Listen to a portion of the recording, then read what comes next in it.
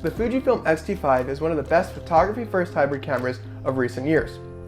With Fujifilm's rise in popularity through cameras like the X100v, a lot of people are looking to compare the small X100v to the more advanced but yet similar in price X-T5. If that light starts flickering, it's because I didn't charge it before, like that. It's because I didn't charge it before this video and my portable charger doesn't seem to want to power it. Recently, I put a video out about why I'm thinking about selling my X100v for an X-T5.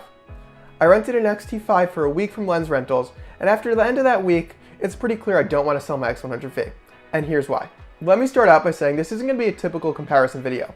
The X-T5 is by far a better camera. It's got a better sensor, it's interchangeable lens, it's more versatile, it's got IBIS, it's got better video features. If you're just looking at it from purely spec-wise, the X-T5 is the one to go with. But there's a lot more to cameras than just the specs, especially when you're looking at the X100v. I originally got my X100v to be a camera I take everywhere with me.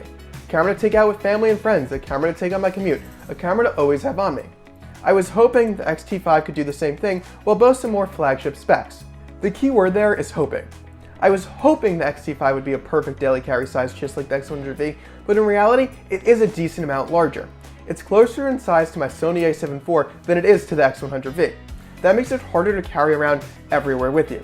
While the X-T5 was fine to daily carry and carry on my commute and carry out with family and friends, it wasn't the camera I wanted to grab when I was going to do those things. When it came down to going out with family and friends and going on my commute and taking a camera everywhere with me, I always wanted to grab the X100v.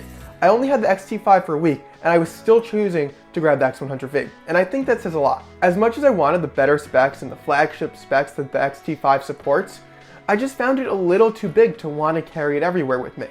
A lot of people will be fine carrying the X-T5 everywhere, but if you want to take a camera everywhere and it to be not intrusive in your daily life, the X-T5 is just a little too large. The X100v really fits that spot well. Yes, the flagship specs the X-T5 supports are really nice, and it's really nice to have the 40 megapixels and have the IBIS, but it's not something you really need in an everyday camera. When you put the photos side by side, you really can't tell the difference unless you're cropping it a lot. Overall, for an everyday camera, you just don't need crazy flagship specs, and the X100v, while it doesn't have it, it doesn't need it because it is a perfect everyday carry camera. When I was looking into getting an X-T5 over my X100v, a lot of people said they're very different cameras, and that sums it up really well. While the X-T5 is a great photo-first flagship camera, it's not that camera that you really want to grab and take everywhere with you. The X100v really is that camera you want to take everywhere with you.